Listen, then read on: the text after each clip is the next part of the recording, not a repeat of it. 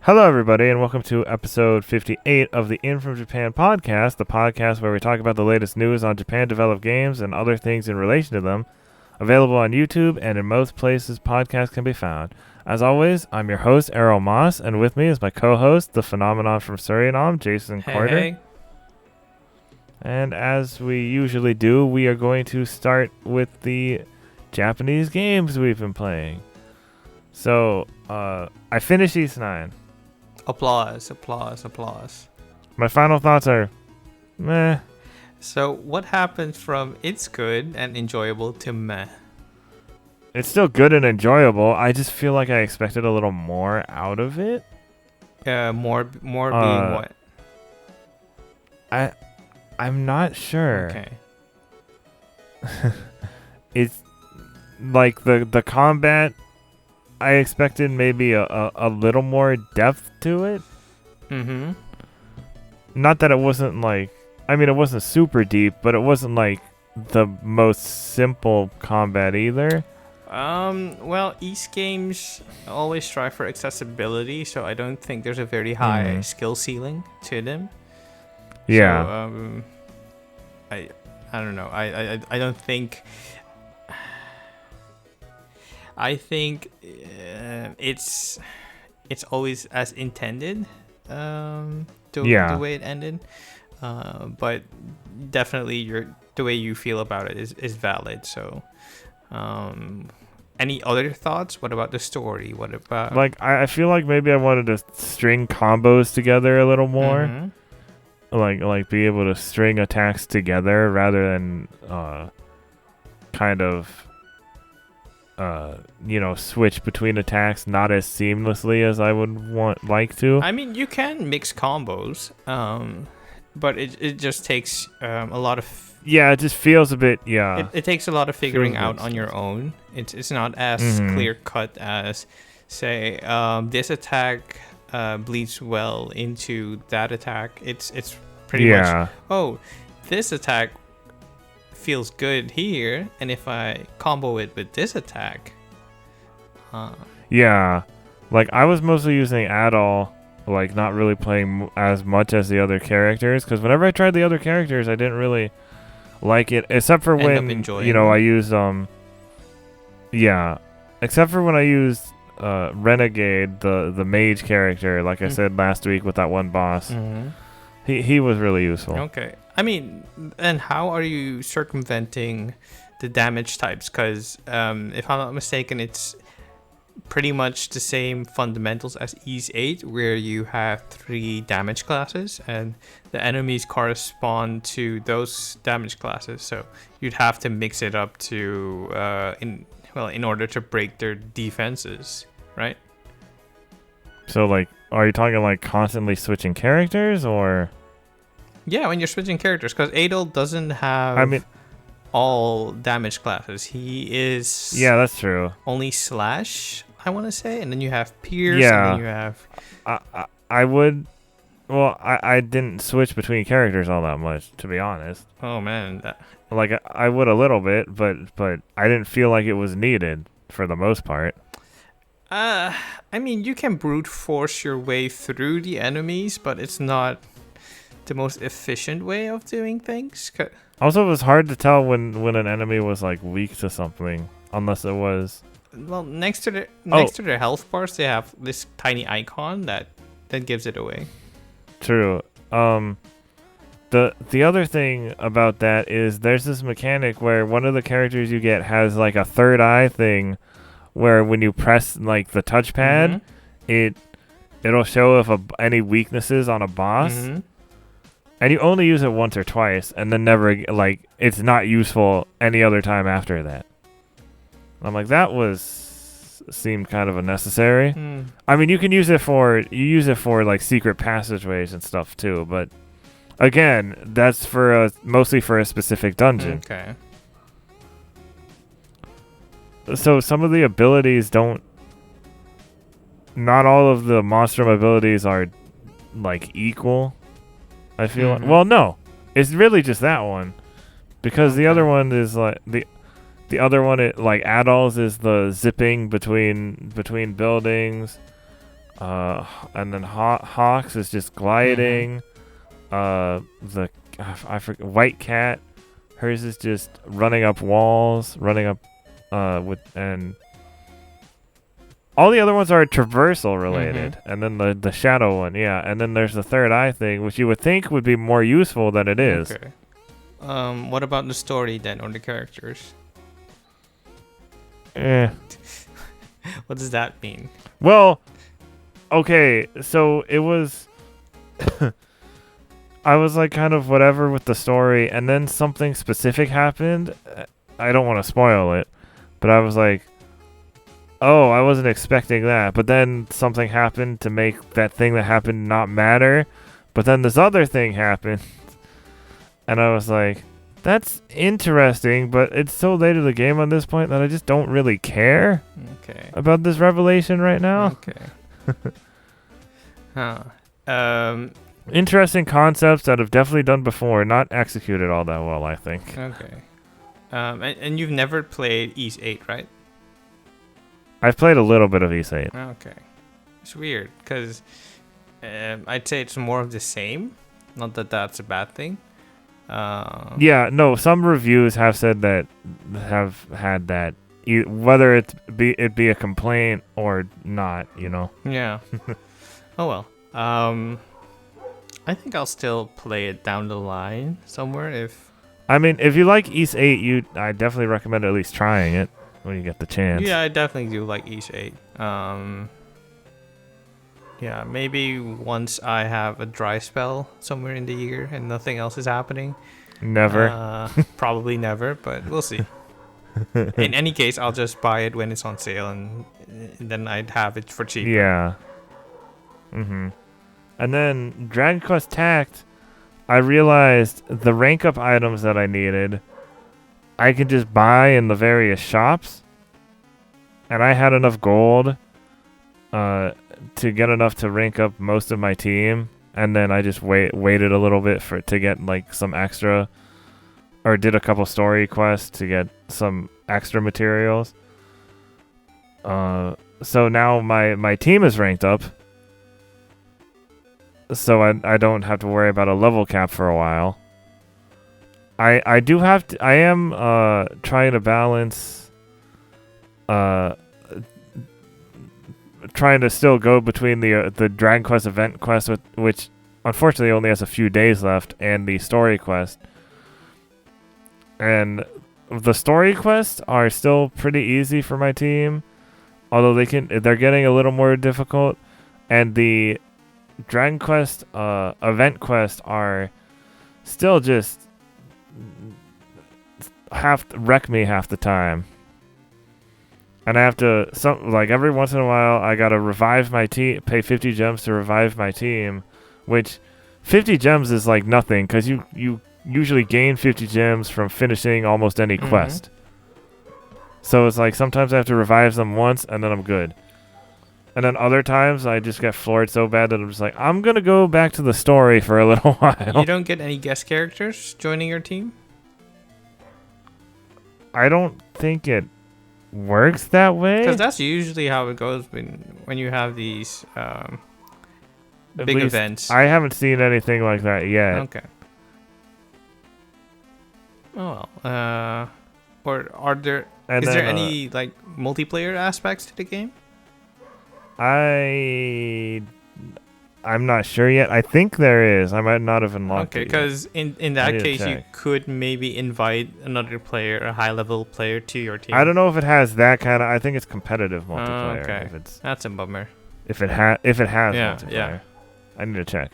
And then, man, I've been playing a lot. And then I moved on to Bowser's Fury from 3D World. And while I thought 3D World was just okay, I really like Bowser's Fury. It's like... It's like Super Mario Odyssey mixed with Super Mario Sunshine. Okay. In a way. So it's like... I don't know if it's in the same engine as Odyssey. But I'd say it's a halfway point between 3D World and Odyssey. But and also everything's a cat. Yeah, that's more or less in line with the main game.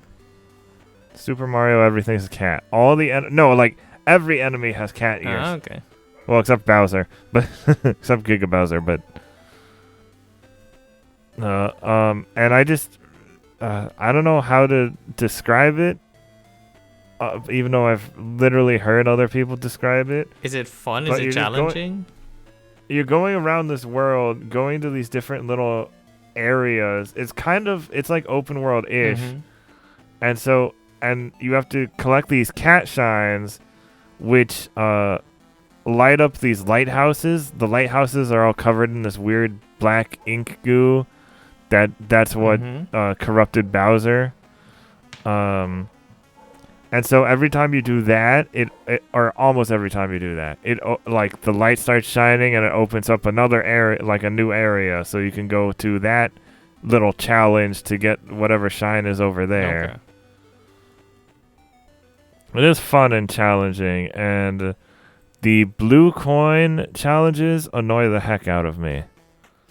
I mean, there's always going to be that, how do you say it, like high level challenge. It's just well, it's not even that they're high level. It's just like it's one of those things where if you get the timing slightly off on those, because let's say so I don't know if you there are like in 3D Mario games there are those, what are they called, platforms where they switch sides when you jump. Yeah, so there's a blue coin challenge like that. And I can never get the last one because I jump like right at the wrong time. And of course, if the blue coins are under you, you can't really get them. But unless you have to, or you have to go around, but then you have to jump again, and it's just a whole thing. And then there's another one like that with that involves like pipes that are like multi-directional pipes.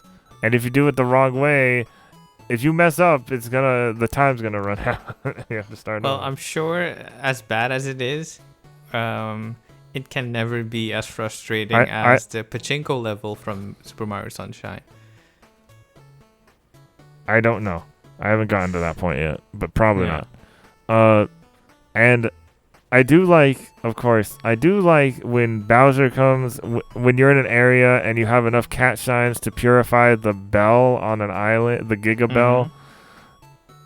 That's the part where you turn into a giant cat, into Giant Cat Mario, and you have a big kaiju battle. Basically, yeah. Although you don't say that the whole time. If Bowser hits you, you don't say you'll be Giant Super Mario or just Giant regular Mario. Okay. And every time you fight him, he has like a new attack. So you have to it keeps you on your toes. Like when you first fight him, he just has like some fire blast and or fireballs and like a fire breath beam, and his like slam attack, which is the one where you have to get him, where after he does it, you have to get him and jump on him. Or do a ground pound on him, and then it added. There was one where he added missiles, or like they were like fireballs still, but they acted more like missiles, and this rolling attack, which I had to get used to because it actually wrecked me at first, so I had to kind of predict. It's actually pretty easy to predict once you get used to it. Okay. So basically, Bowser turns into a kaiju Gundam with rockets that... Not a Gundam. They're not rockets. They're still fireballs. but I'm kidding. He turns into a kaiju and he learns new moves every time you beat him. It's fun. The one thing is it's one of those things where to unlock the next bell, the number of shines you have to collect goes up.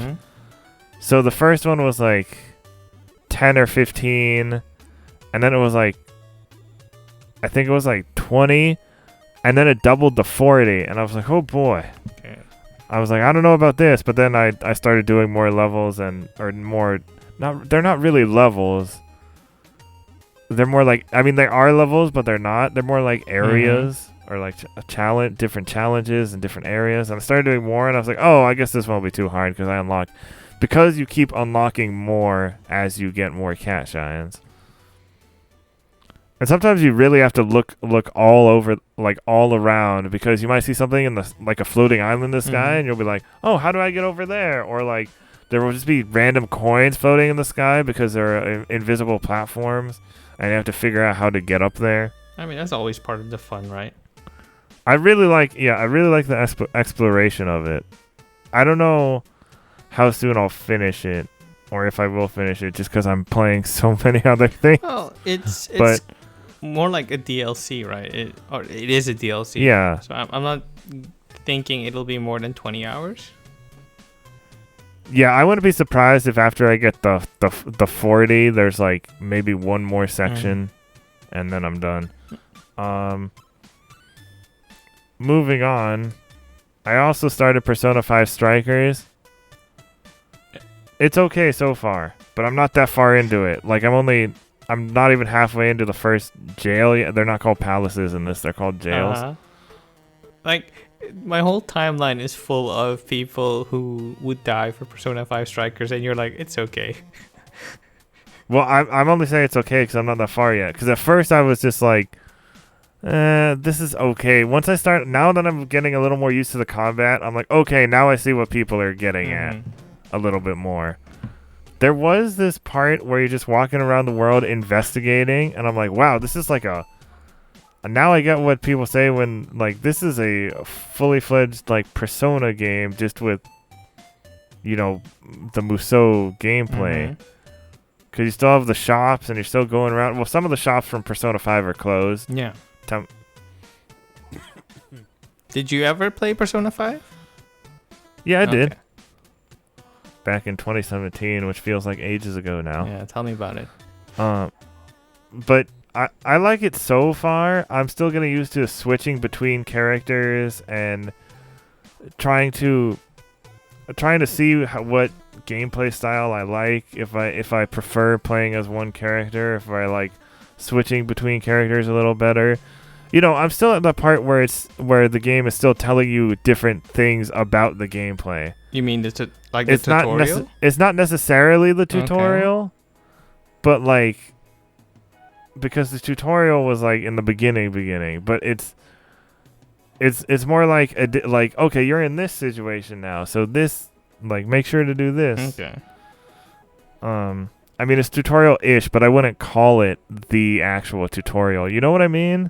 Not exactly, but I'm sure if something introduces new gameplay elements, like, not really as close to the beginning as the begin. You know what I mean? No, I really don't know what you mean, but I'd still classify that as a tutorial because it really does sound like a tutorial.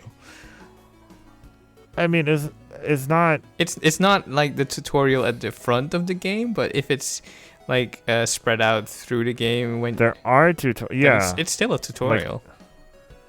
Yeah, but I'm like further than the. Again, I am still early in the game, but I'm not. So, I'm like, I didn't think I'd get any further than I was. But I'm glad I did, because I do like the combat, and initially I was like, oh, this is more Musou than I thought. I thought people said this was more of a mix, but then once I unlocked more personas and the usual persona mechanics of like fusion and multiple different types of attacks, and being able to play as several different characters, it was like, oh, okay, I see what people. Yeah. I'm starting to see what people mean. Again, I'm not that far. I will report back next week, I'm sure. Also, I also started playing Code Vein randomly. Not randomly, it's because it's on Game Pass. You said you wanted to play it. And I've been interested in it. I really like it. Okay. It very much is easy Dark Souls. It's not like... Okay, it would be easy for a From Software veteran, for sure. But it's not... I don't think people should write it completely off as just like, oh, it's just easy Souls, because I did almost die to the first boss. I didn't, but I almost did. In my experience, well, I think was it the beta or like a network test? Might have been the beta. That's the last time I played. I think it was the beta. I absolutely no trouble with the boss, but the normal enemies gave me kind of a rough time. Because I wasn't really like used to the mechanics, and there's so much muscle memory from the Soulsborne games that I kind of wanted it to behave like those games, but it doesn't. And then I just kind of had a bit of trouble with the normal enemies, but I know what you mean, because the normal enemies at first, some of them can be a little tricky, but then once you level up a couple times and get a new skill or two, they're fine. Yeah. Some of them have a little more health than you would expect them to, and that's a part of why it could be a little difficult to adjust to. Yeah. And then I also found out that I don't know if all bosses do this, but there's more than just the 3 initial, what are they called? They're not classes necessarily. Blood codes, I think, is what they're called. They're like classes. They function as classes, so. Yeah, there's the ranger, the caster, and the whatever the sword one is. And then after you beat the first boss, you get the berserker class. Or berserker blood code. I do caster because I don't know if I get new skills later. I'm hoping so, because I'm not sure how, but because caster has caster, I don't know if you're supposed to use lighter weapons. I'm guessing yes, but caster has is the magic. So I have like a blood attack, which reminds me of Dead Man Wonderland, a fire attack, and a companion healing skill. Okay, so you're kind of like a zoner / ranged damage dealer. Yeah, and I'm using this glaive looking thing as a weapon, which I think is pretty cool. I don't know. I just got to the base after the first boss when I last when you unlock when the I stopped bar? playing the other night. The bar. Oh yeah. I was like, yeah, that whole little area. Yeah. And I actually am really interested in the story of this game. Okay. But it is the God Eater, and God Eater I thought was pretty interesting. Yeah, it's people have this, but also anime games let me have normal facial hair. What do you consider normal facial hair? Let me have any facial hair that isn't just a Santa beard or a facial tattoo that looks like a goatee. Because that's what Code Vein has for its facial hair options. I mean, we'll start that petition right now for you. Send it to. It's an anime character creator issue. I mean, I've never run into that issue, but then again, I don't go for facial hair. Because I want my character to look like me, and I want to have a beard, but I don't have a huge Santa beard, and I'm not gonna start growing one. Okay. I mean, it's probably fine. I mean, I just don't understand. I get they're teenagers, but I'm like, okay, but teenagers have facial hair. Like maybe they turned into vampires before they were like growing their facial hair. Don't give me lore excuses. So, technically speaking, they can't grow facial hairs anymore. Though facial hairs are like dead skin cells that grow out. So, it's the. I mean, you're wearing a mask when you're. They're always wearing a mask anyway. The what's it called? I mean, then again, so are most people these days, but. It's pretty on the nose. It doesn't stop people from growing facial hair. I don't know. Is this something that's bothered me ever since the whatever that like when that Avatar character creator popped up a couple months back? Oh, for Twitter, you mean? The Avatar: The Last Airbender. Oh, I didn't know about that. Oh, because you'll see. It's one of those pit crew things. Okay. I mean, And a lot of them don't have facial hair options, and it very much annoys The me. characters in Avatar, like Or very few. Team Avatar, didn't have facial hair, so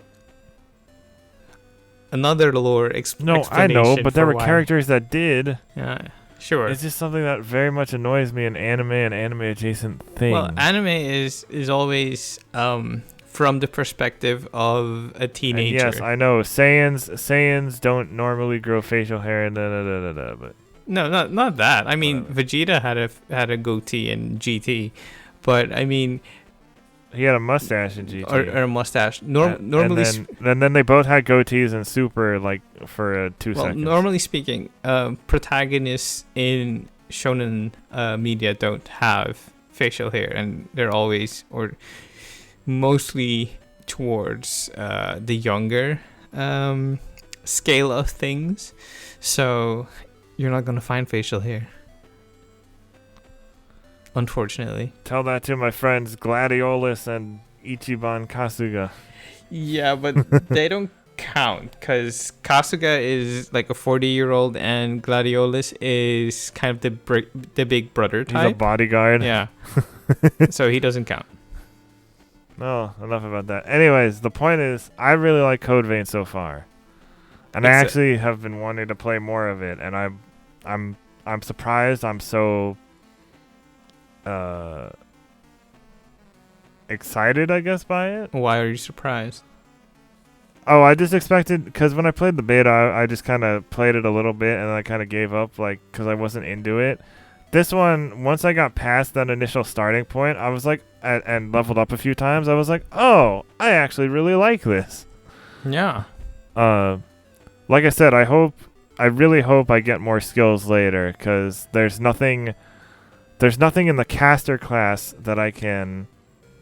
No new skills in the caster class, so I don't know if they expect me to switch between classes. You just started, or what. right? So give it some time, maybe. Yeah, I'm not even level 10 yet, so I was like, yeah, I should. Yeah, I'm gonna wait on that. Maybe give it some time then. Close. No, you know what? I am. I'm level 11, actually. Wow, big difference from 10. I wasn't. No, I mean, I leveled up like 3 times. And when I got to the base. Anyways, you've been playing some of the same stuff as last week, it seems. More or less, yes. Atelier Ryza, because, well, now that everything clicks for me, I want to finish it, but it's still a question of, what's it called? The plot doesn't have any real urgency to it, and I'm like past the first half of the game, and there's still no urgency to it. And if that's your thing, great. It's not for me, not really. There's some nice character development in the game. Characters you don't expect to grow actually do get some spotlight in the title, and that's really interesting to see. I feel like the game is a solid 7.5 and would be maybe a 9 if the traversal and just the way your character moves, if that was closer to the freedom you have in Breath of the Wild.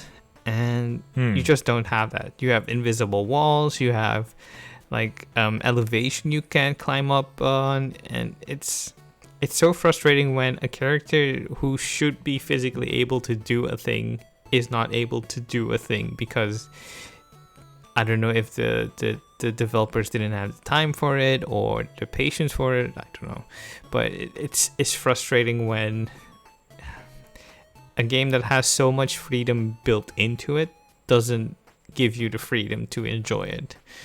Yeah. Yeah, that's it. Yeah, that's kind of a similar problem to what I had with East 9, just because of the monstrum, the curse of the town, or the curse in the town for the monstrums, where you have to unlock those different areas by doing the like the raids, monstrum knocks. Yeah, and it's just sometimes you would have to go somewhere, and it wouldn't be that clear how to get there. or you'd have to go all the way around something. Well, whenever I get stumped in East 8, I just look up a guide because No, it wasn't really. I didn't feel a guide was necessary. It was just a little annoying. Yeah, you have those things A little bit of an inconvenience. It's never clearly explained, like, oh, this fits into this, and this obscure thing that happened in chapter 1 is going to come back in chapter 8. So I just meant like there was this one dungeon where I think I talked about it last week, but there was this one dungeon where you had to get to it. Like, if you tried to go in a straight path, you just reach a dead end and you wouldn't be at it. And then, like, on the side, there was, like, a cliff you had to jump on. But I don't know, the cliffs sometimes just look so bad.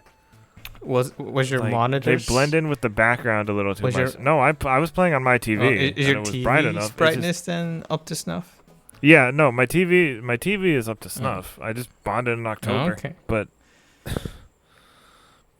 it's just the way things look sometimes. Okay. I don't have that problem in East 8. And I'm pretty much the guy that always explores every nook and cranny in a game's map. So yeah, I don't do that. Yeah, so I wouldn't have that problem. But I get why you'd have issues with it. Next to Atelier Ryza, I've been putting more time into Final Fantasy 15. I still have 10 days left on my subscription card, so I better make use of all that. Yeah. And I swear, A Realm Reborn is actively hostile towards anyone who wants to enjoy it, because the padding from or between level 45 to 50 is so egregious that you have to grind so much, and yeah, it's so... You think they would have fixed that in 5.3? I mean, they cut down on a lot of the fat, they said. I don't know. Maybe I don't know if I'm an kind of an exception to that rule, where I still struggle with all that and everyone else is having the time of their lives.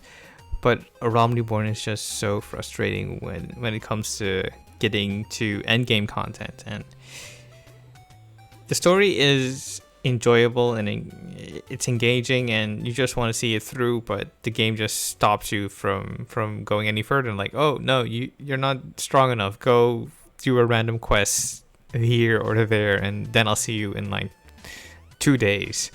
And like, I don't have that kind of time. It's my subscription, man. It's not cheap. Let me enjoy what I have. But yeah, I'm level 50 now. I just have to find enough time in my schedule to play the last mission. It's really it does get pretty grindy in before the final dungeon. Yeah, and then the final dungeon is, oh god, it's about 2 hours. You can't skip cutscenes there. I don't mind skipping or not skipping the cutscene because I want to follow the story. So no, I'll be if fine you're, with that. I guess if it's your first time, it's a little different. But but when you have that in your rotation, like my friend and I started, we're doing that like months ago, and we would just make fun of the dialogue eventually. Yeah, and just like putting in our own. I mean, it's not super long of a cutscene.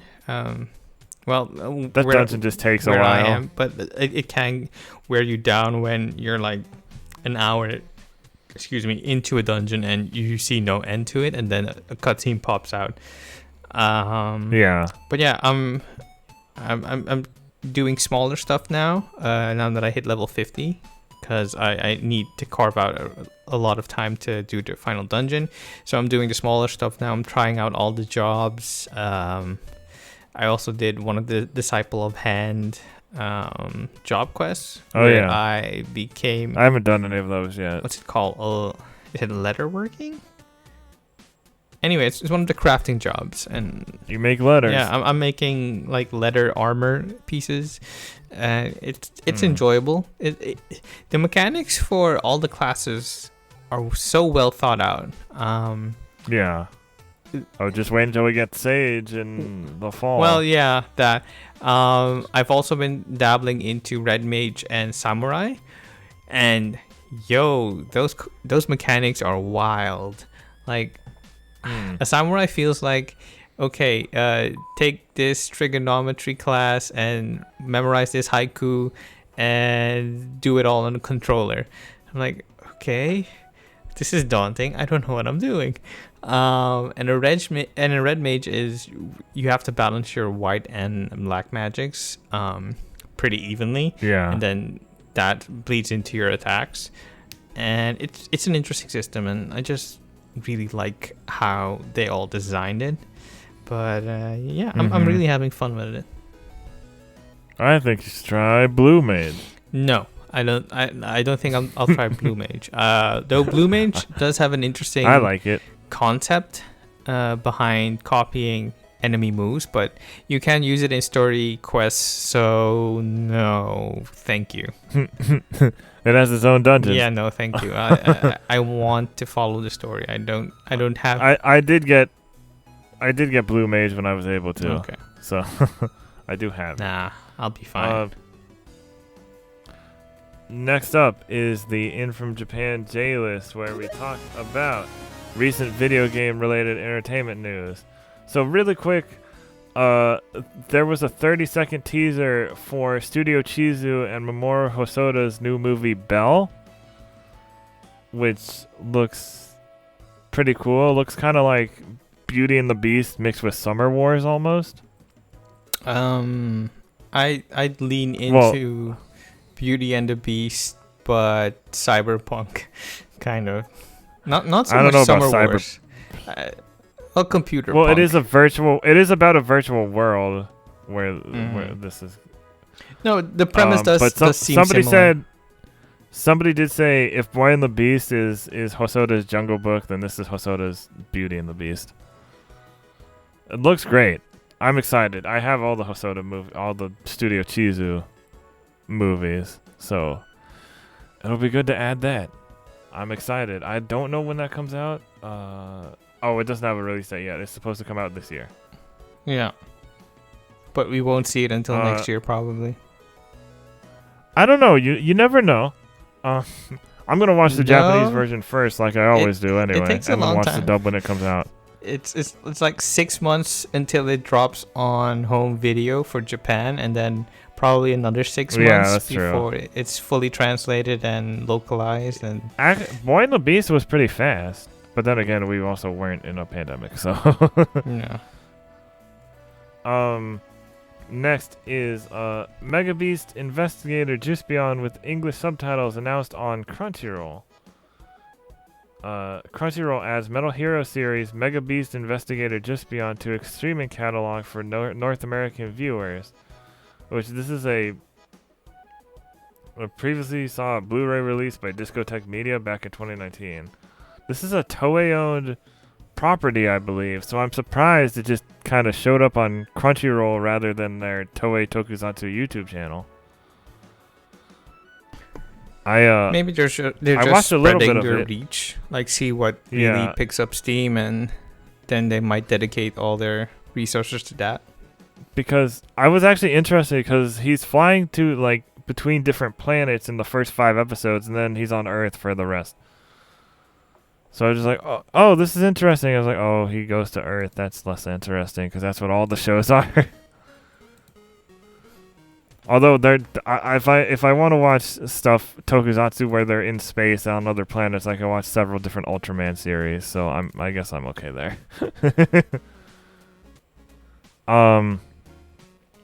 Yeah. But yeah, more Tokusatsu that's easily accessible, so that's good. And the last story, because I didn't know where to put this, is the last story on the J list is world's largest capsule toy store will open in Ikebukuro. Bandai Namco will open its flagship Gashapon capsule toy store in Ikebukuro on February 26, 2021. Oh, so that's today in Japan. Yeah.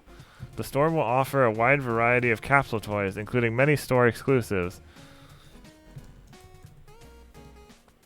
The store will also host a campaign on Twitter to commemorate its opening, with the chance to win a free Gashapon machine and tote bag. With a total of 3,000 capsule toy vending machines, the Gashapon department store will be the largest capsule toy store in the world according to the Guinness World Records. Oh, according to Guinness World Records. I don't know why they put the there. Along with normal machines, the store will feature Smart Gashapon, which will allow you to use cashless payment options.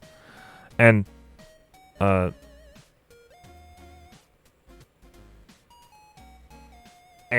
Premier Gashapons, or wait, what? And premium Gashapon that offer higher quality capsule toys. One exhibit in store will also showcase the older machines and offer a timeline explaining the history of capsule toys. For those who want to plan ahead, the store search page covers all the capsule toys available at launch. Hang on. So that's pretty interesting. A giant capsule store.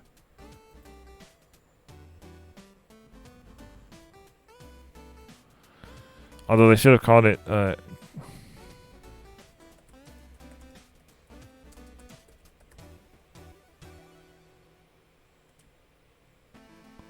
they should have called it Capsule Corp.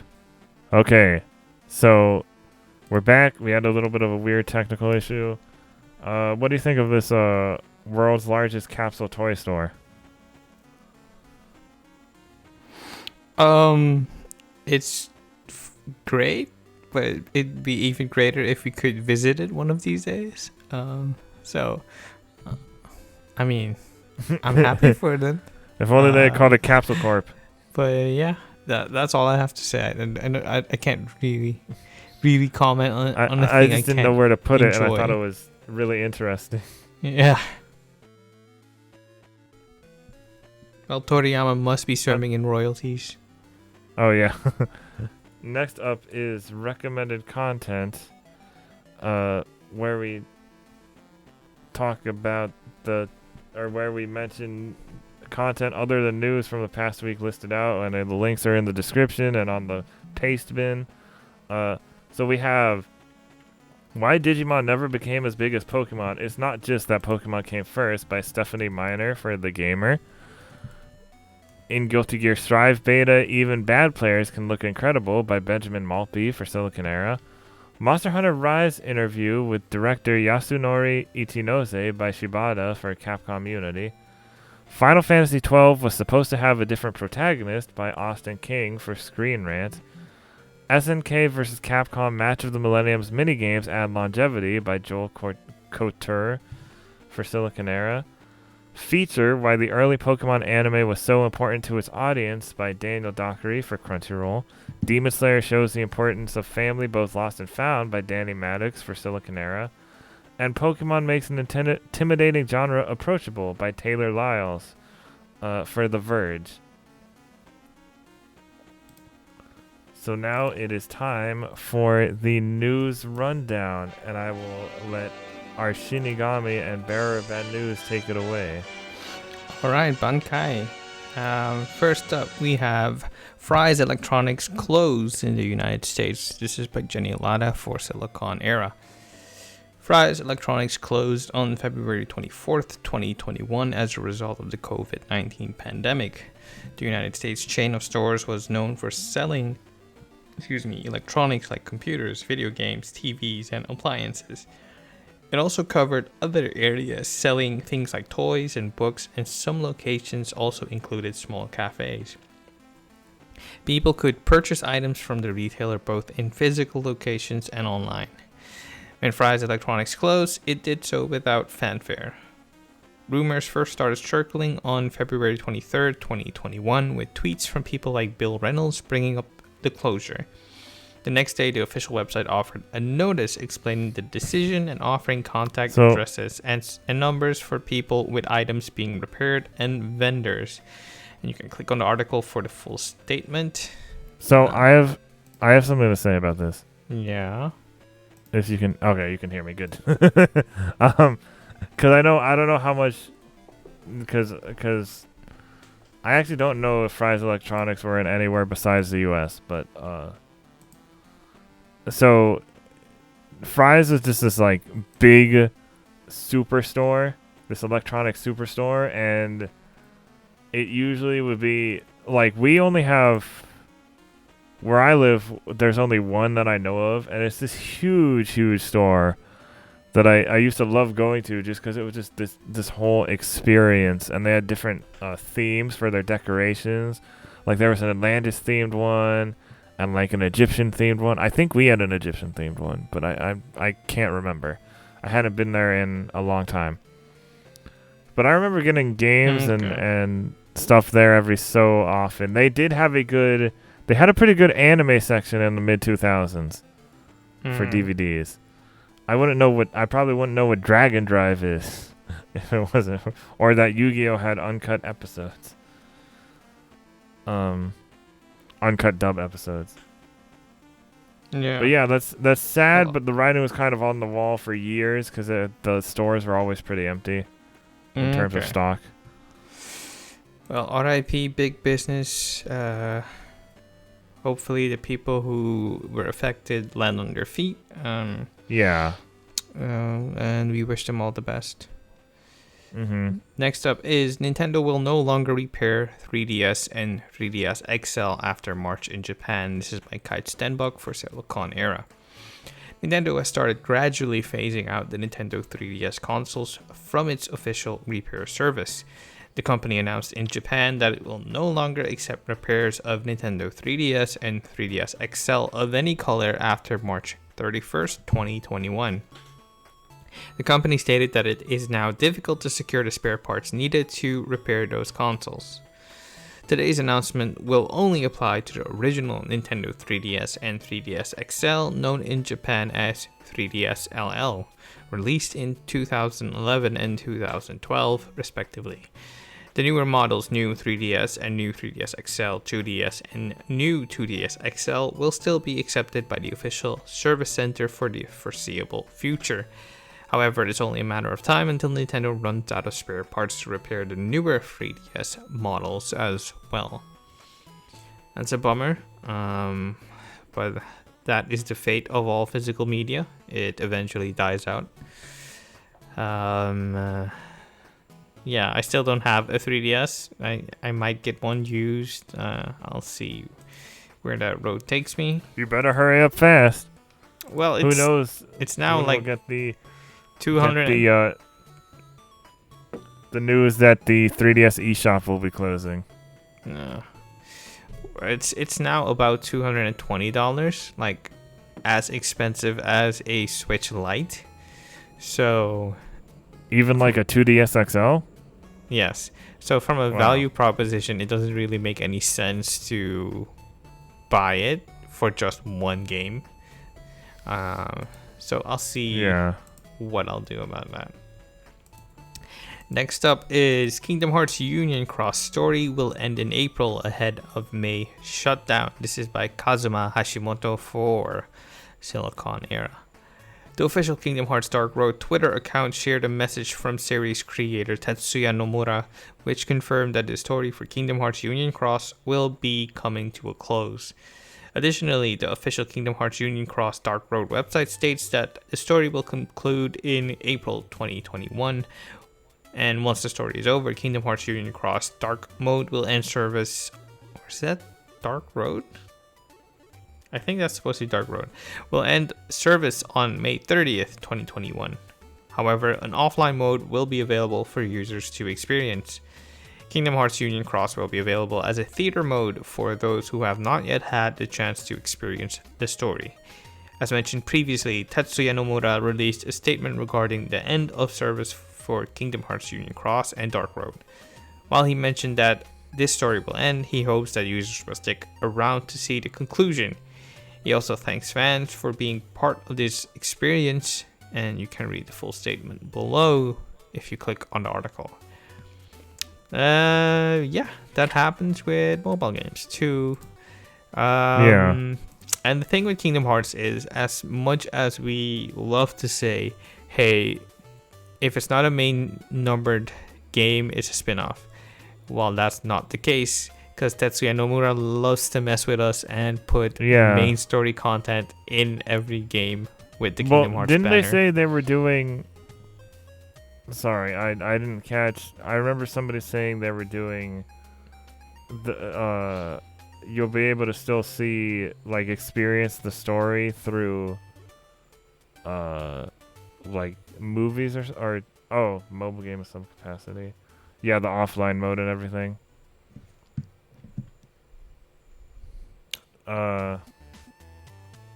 So it's not like you're like, if you want, you can still play it. It just won't be the full. Repeat it?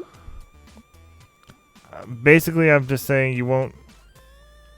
Basically, I'm just saying like a theater mode. They'll have the collection of cutscenes and story bits in. It's not completely kind of like gone a or anything. compilation piece. Yeah, if you will. Mm-hmm. Yeah, that's all.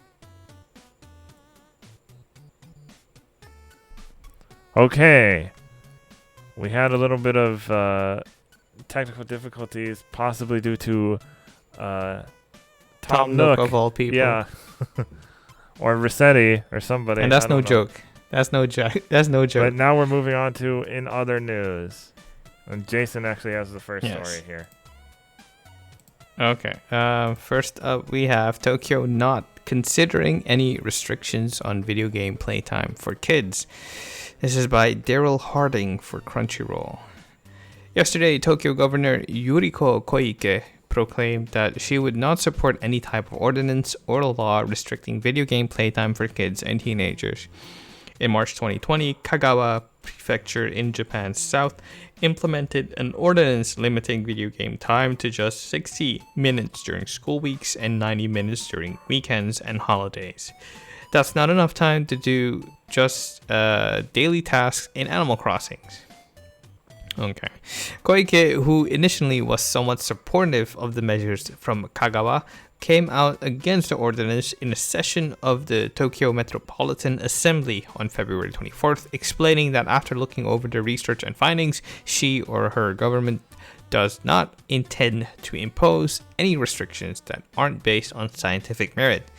Instead, Tokyo has set up educational workshops that tackle the issue of game addiction that also respects the independence of both children and adults. Good. So you can click on the article if you want to have full details. I mean, most people thought that thing wasn't going anywhere anyway. I get the idea behind wanting to limit playtime, but the fears are kind of misplaced. And well, we'll get into that one other day, maybe as a main topic. But it's too big to unpack now. Basically, it's good that they're not doing that.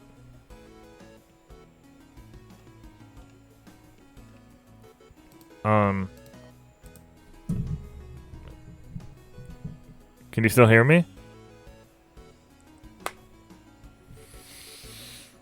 In and out. Oh my god, what is going on? Keep talking. I'm gonna have to edit that out too. Okay, next story. 3 Monster Hunter anniversary events coming in March. This is by Oni Dino for Siliconera. Capcom announced 3 upcoming digital events to celebrate Monster Hunter Anniversary Week. All 3 events will take place in early March 2021 and focus on Monster Hunter Rise and Monster Hunter Stories 2 for the Nintendo Switch. Fans can even send questions for director Yasunori Ichinose that could appear during a Q&A live stream. Monster Hunter Digital Event March 2021 featuring Monster Hunter Rise and Monster Hunter Stories 2. March 8, 2021, Monday at 6 a.m. Pacific Standard Time. Oh my god. Why so early? Then there's new Monster Hunter Rise gameplay, hunting tutorials, and director Q&A, March 8, 2021. That's a Tuesday at 6 a.m. Pacific Standard Time. And the Monster Hunter Rise community live stream on March 11, 2021, Thursday, time to be determined. Additionally, the official Monster Hunter Twitter is taking questions from fans for the Q&A with director Yasunori Ichinose. You can reply to the below tweet and he may answer your question live on stream. Got any MH Rise questions for Director Yasunori Ichinose? Reply with them here, and he will answer some during our Anniversary Week live stream on March 9th. So good, we're finally getting some Monster Hunter Stories 2 news in the near future. I think you're the only one psyched about No, that. I am not. Dude, have you... Okay, From what I can tell. So I went to the...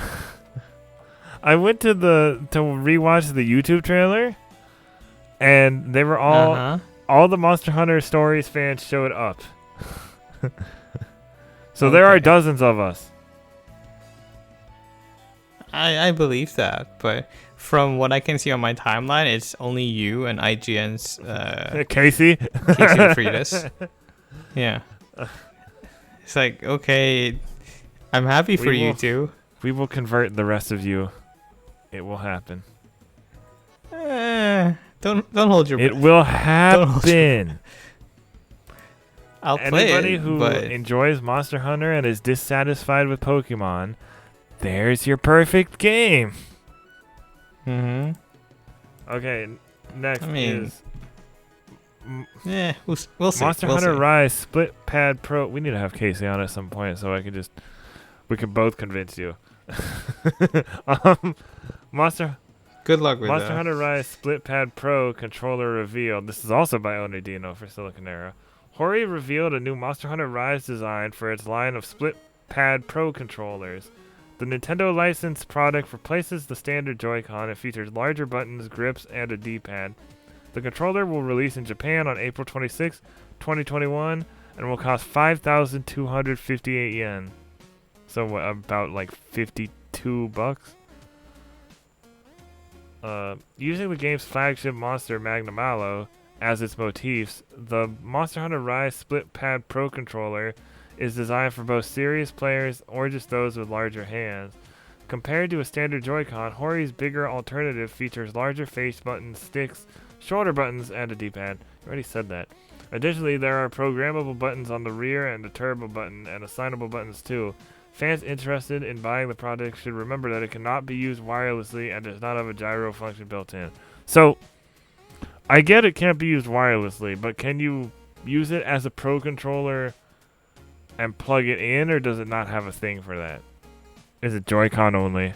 No, I don't think there's a grip yet. I might be mistaken because when Daemon X Machina had its Hori Split Pro, there might have been like a Joy-Con grip for that. So a grip with a plug-in thing, is what you're saying. What do you mean plug-in? Like a cord, because it said it can't be used wirelessly. No, it doesn't have a cord. You'd have to have it attached to the Switch unit.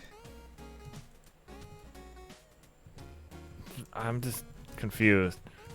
Anyway, the point is, I like this controller's design a lot better than the Pro controller. The Monster Hunter Pro controller, I mean.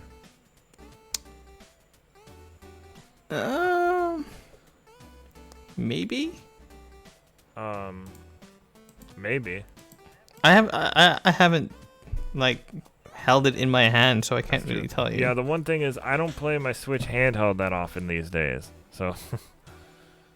But it would be nice to have bigger buttons for my big hands.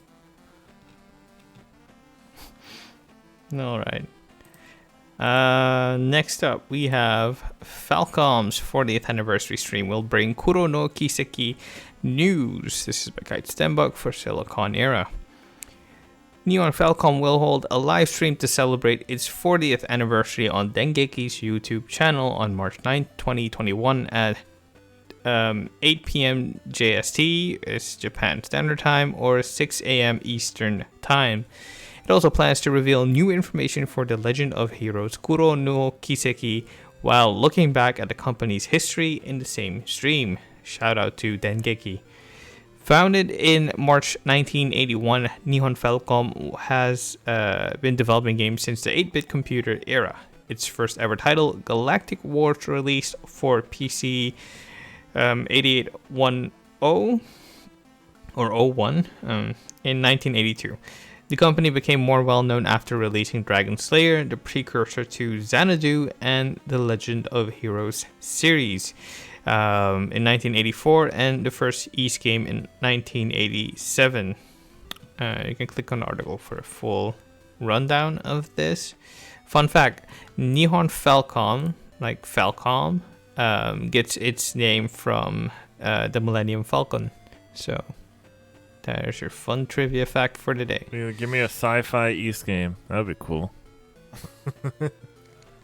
I mean, you could play Tokyo Xanadu. That's a name. That's sci-fi-ish. always a name of a game that I see, and I just never had any interest in it. Like I've never actually heard of the game. I've just seen the name a lot, like on sales. I don't know anybody who's actually played it. It's I think Michael Hyam played it, but he wasn't as enthused with it as the Trails game or Ys game, I think. But you can find plenty of reviews on YouTube. It looks like a hidden gem to some, and kind of like overblown fluff for others. But yeah, who knows? Right. Next is Gigantamax Pikachu, Pokemon Sword and Shield, Pokemon Day Max Raid dated. This is by Jenny Lana for Silicon Era. Gigantamax Pikachu is heading back to Pokemon Sword and Shield. However, people will only have a very limited window of opportunity to catch one. The official Japanese Pokemon website revealed a Pokemon Day Max Raid event. Between February 26 and 28, 2021, the special Pikachus will show up. If 1 million people fight them, extra items related to the expansion passes will be doled out. Here's how the event will work. During those 3 days, the Gigantamax Pikachu will appear more frequently in wild area dens. Make sure you refresh your game by choosing Get the Wild Area News in your menu. You can then fight and have a chance of catching Pikachus with the ability to Gigantamax. And the reward for the 1 million people, it's 100 Armorite ores and 100 Dynite ores. I guess that's something. It gets a lot. It used on the Isle of Armor currency to do things like teach Pokemon moves or reset EVs. As for Dynite, you can use it at the Crown Tundra to unlock Dynamax adventures or get items. Okay. I might go back for that because I do not have a Gigantamax Pikachu. I probably won't because I have so much else to play. It's just a quick little, like it wouldn't take that long. So I'm just like, yeah, I might go back for that for a couple minutes. Nah. Not for me. Maybe for you, but not for me. And then we have next in Pokemon news, Pokemon Presents 2021 presentation will be 20 minutes. This is once again by Jenny Lana for Silicon Era. New Pokemon-related announcements are on the way. A Pokemon Presents will be held on February 26, 2021. The video, which will be 20 minutes long, will air at 7 a.m. Pacific time, the same time this podcast airs. People can catch it on Twitch and YouTube to learn about upcoming projects related to the series. It will also honor the series' 25th anniversary. I'd tell people to temper their expectations, but it'll be too late by the time this podcast comes out.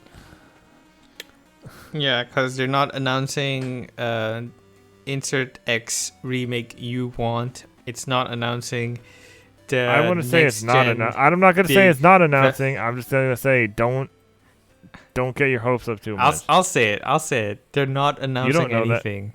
It's just Pokemon Sleep. Again? A full hour of Pokemon Sleep. This is what Pokemon Sleep actually is. Oh, you mean a full 20 minutes? Yeah. Don't expect anything. You can also use Mystery Gift and Sword and Shield with the code P25Music to get a level 25 Pikachu. It will know Celebrate, Sing, Electro Ball, and Encore. Oh, that was the singing Pikachu thing I saw.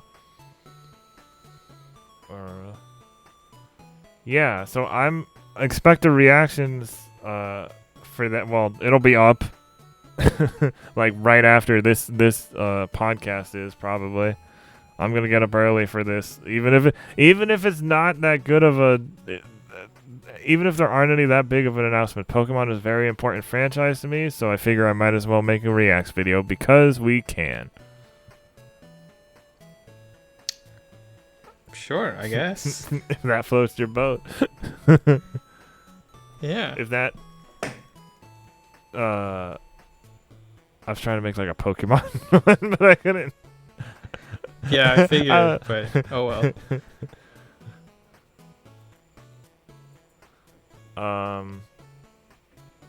Next story is Super Bomberman R Online rated for PC in Korea. 64-player battle royale game seemingly no longer Stadia exclusive. This is by Saramano for Gamatsu.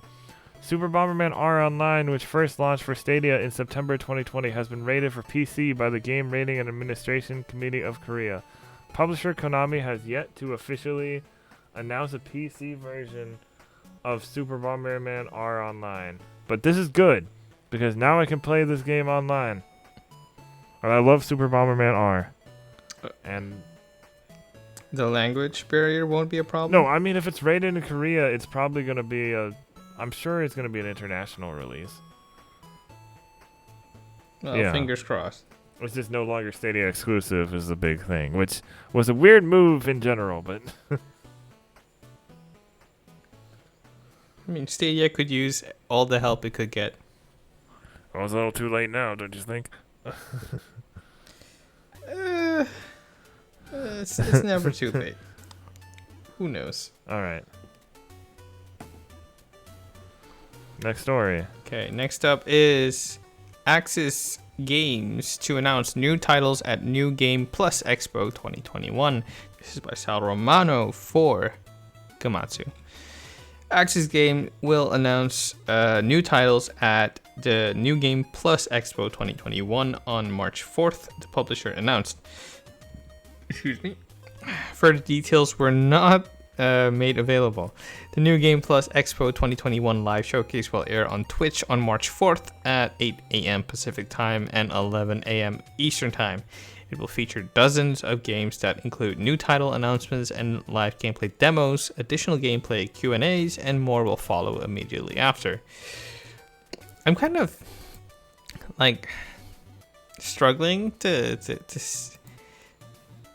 like, will I watch it? Will I not? I mean, the watch one it? last time was 'Cause- pretty good. It had Bloodstained 2, Bloodstained Curse of the Moon 2, and some other stuff that I don't remember. Not that it was a bad thing. It just didn't have anything for me. So I'm gonna tell you one thing. It was better than Bandai Namco's Play Anime. that was just disappointing for so many reasons. Like I know last week we were all about you can't be disappointed when they're announcing stuff. This was different They didn't because announce they anything. didn't announce any new stuff. They just Hey, here are the games we have. Here's one game. Here's Scarlet Nexus. Maybe you've heard of it. It's coming out eventually. Okay, bye. you can get Naruto Strikers for free. Not okay, anymore. I guess. Jeez. Anyway, next up is Xenoblade 2 sells out in Japan following Smash Bros. Announcement. This is by Max Mastro for Screenrant.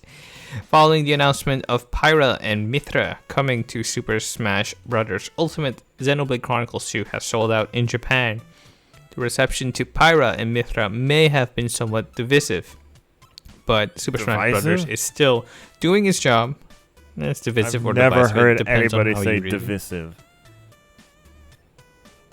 Some people do. Okay. If you say Anyway, so. yes, I do say so. Moving on. But Super Smash Bros. Is still doing its job of promoting other Nintendo game series well. Super Smash Bros. Has always been an effective tool at promoting series. As far back as Super Smash Bros. Melee, the addition of Marth and Roy was what brought Fire Emblem to the West and eventually flourished into the series it is now. It didn't stop there either, as the addition of Corrin helped promote the Western release of Fire Emblem Fates, which was only a few months away at the time of Corrin's release. The Smash Bros. Series is known for exposing new fans to series that they haven't played before, and as such, adding characters from a wide variety of gaming series has always been an effective way to increase sales for certain IPs. So I guess you were right from last week. Yeah. Including Erroll characters. was right. Just Hashtag. does- I don't know. Don't do that. Let's not start No, that let's not. movement.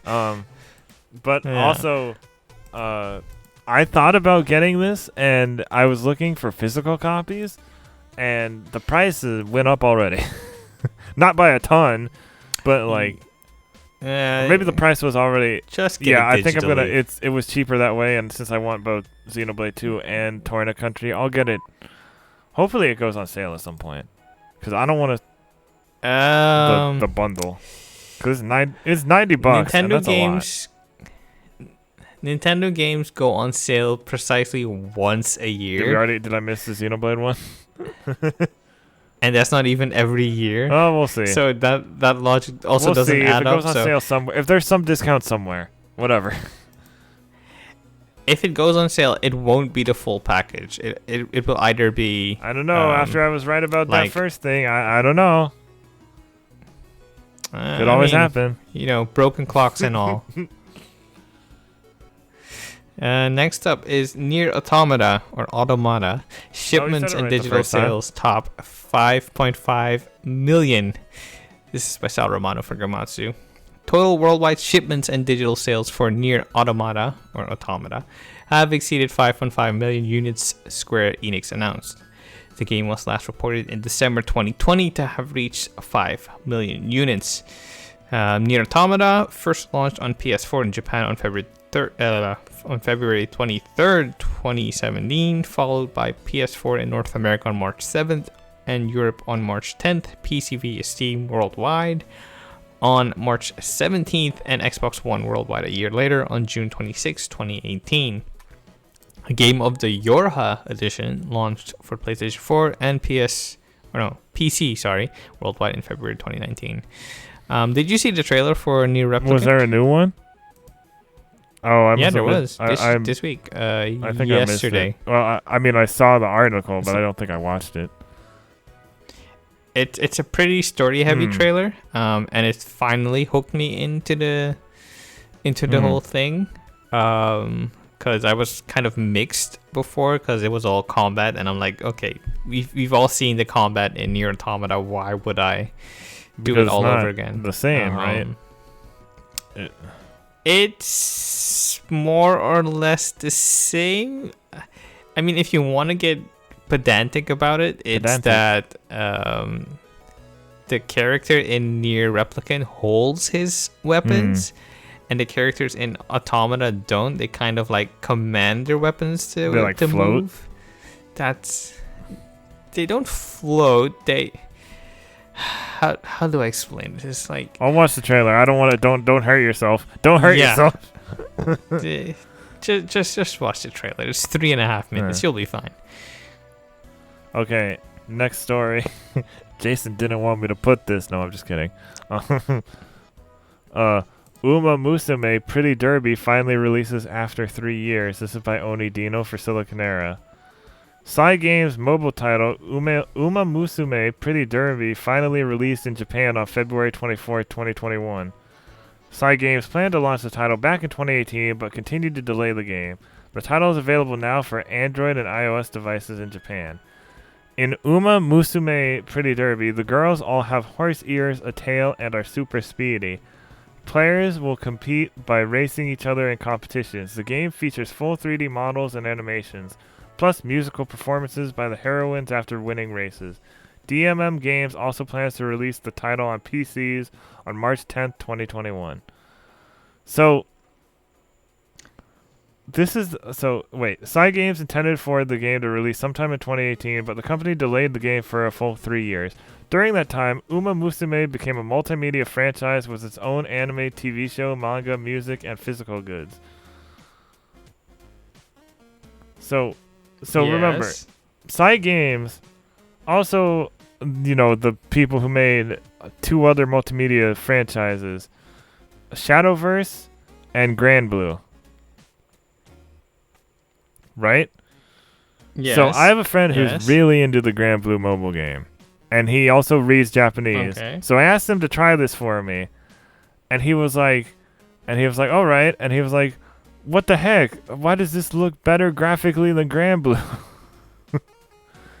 And he was just telling me about the characters, and he's like, oh, I didn't like, I pulled this character, but I didn't like her because she cried a lot.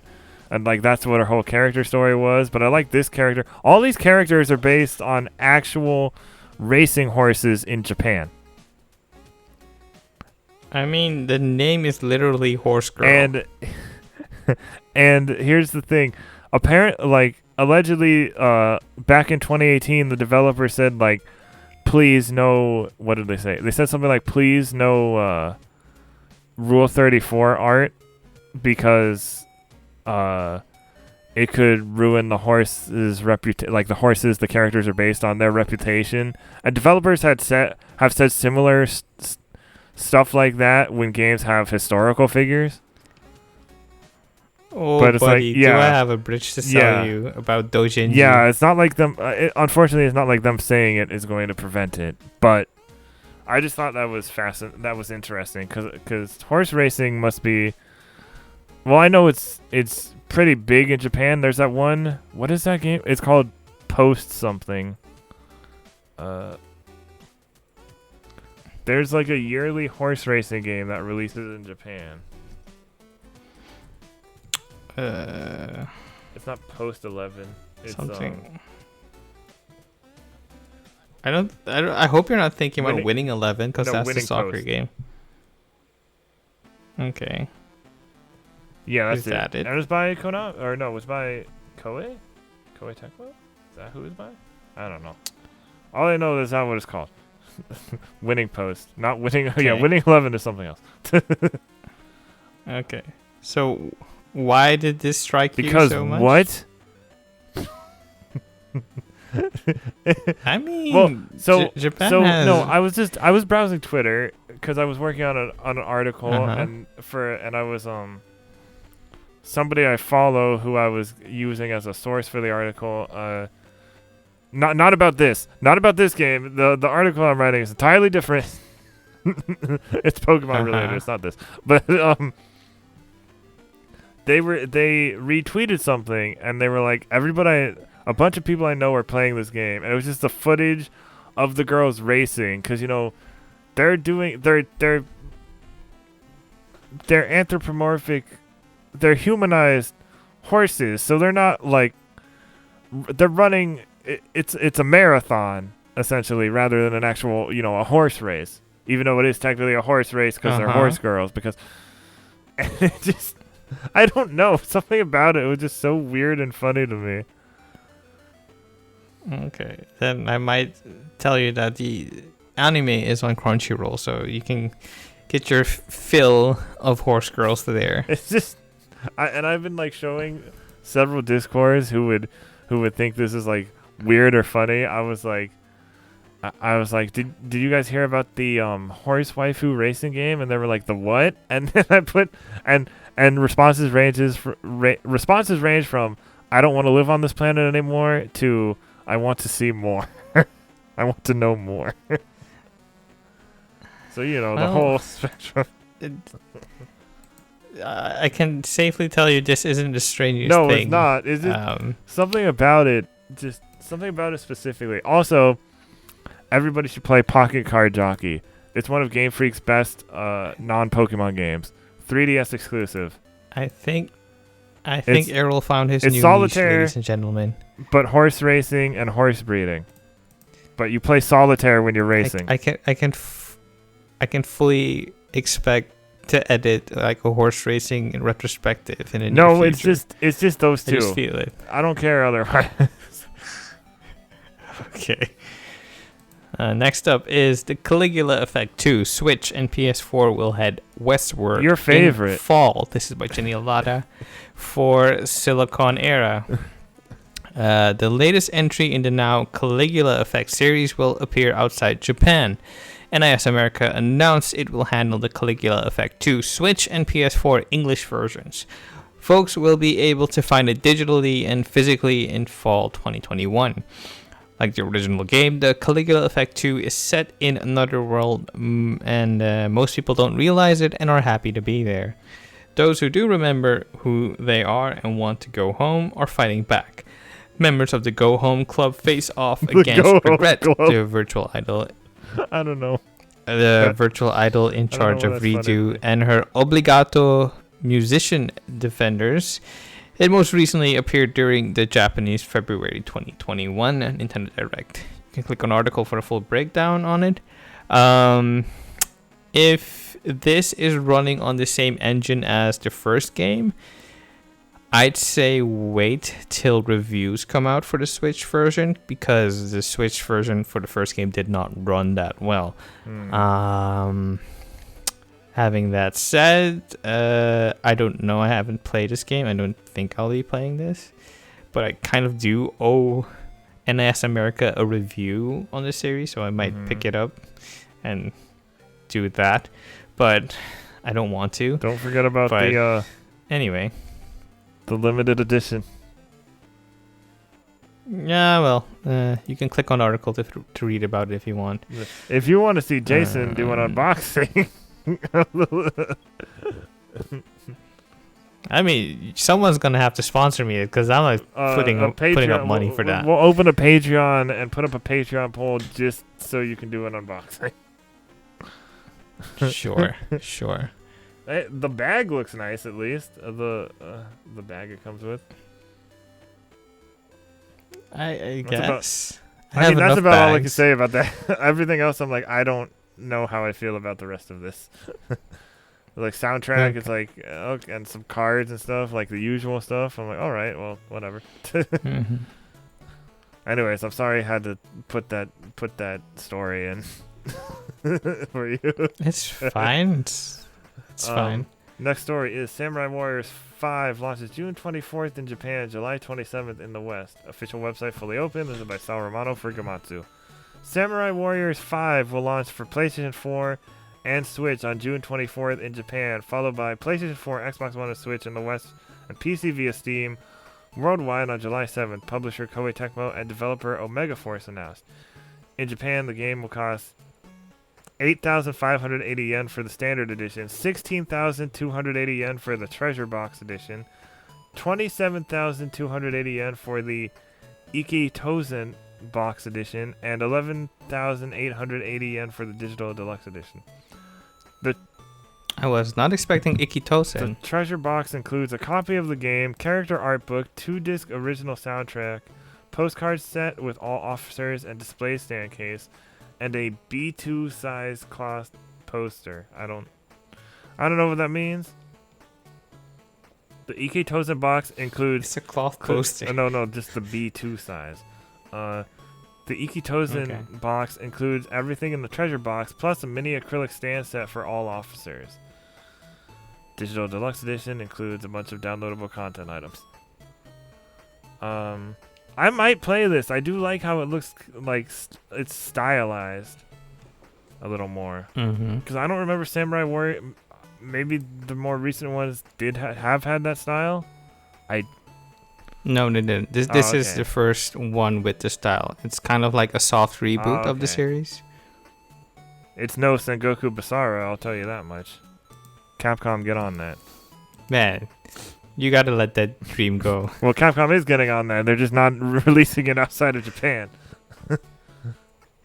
Well, better brush up on your Japanese then. We got Devil Kings and Sengoku Basara Samurai Heroes, which I think is 3. But I'm not sure. Anyway, next we have a bunch of Final Fantasy news, and Jason wanted to take it all. I mean, I wasn't really particular. Final Fantasy 16 is quite action-oriented, but includes story-focused mode. This is by Sal Romano for Gamatsu. Final Fantasy 16 producer Naoki Yoshida appeared during the Game Hack Corner on the latest episode of Tokyo FM radio show One Morning Today. Today would be February 22nd, which is Monday, or which was Monday. And he briefly discussed the upcoming Final Fantasy 16, and the tidbits are as follow. Final Fantasy 16 is quite action-oriented. It's a Final Fantasy featuring story and action. I mean, as opposed to what else, but okay. What about the players who aren't good at action games? We really want players to enjoy the story, so we're preparing a mode for players who want to focus on story. Since we have quite the substantial support actions, we're of course preparing something easy to operate and smooth to play. Don't worry too much, players who aren't good at action games. And finally, I'm from the generation that has been playing the Final Fantasy series from the first game in real time. I'm almost in my 50s. I think the Warriors of Light have grown up in their own worlds, so I want to create a world of Final Fantasy that those who know the good and bad of reality can also be passionate about. I believe there are certain hardships that are experienced when becoming an adult, so I want to make the main theme of this game something that those who grew up playing Final Fantasy and understand reality can still enjoy, get something out of, and think about. So pretty much more of the same thematically with all the other Final Fantasies, but okay. I'm happy for you, like, Yoshiki. he's saying like, hey, we're gonna make this. Oh well, it's like this is gonna be like an action-focused game, but we don't want to scare fans away because of that. So we have we're still doing the story focus mode, which a lot of games do. So I don't know why that. Maybe they just felt it needed to be said. I don't know.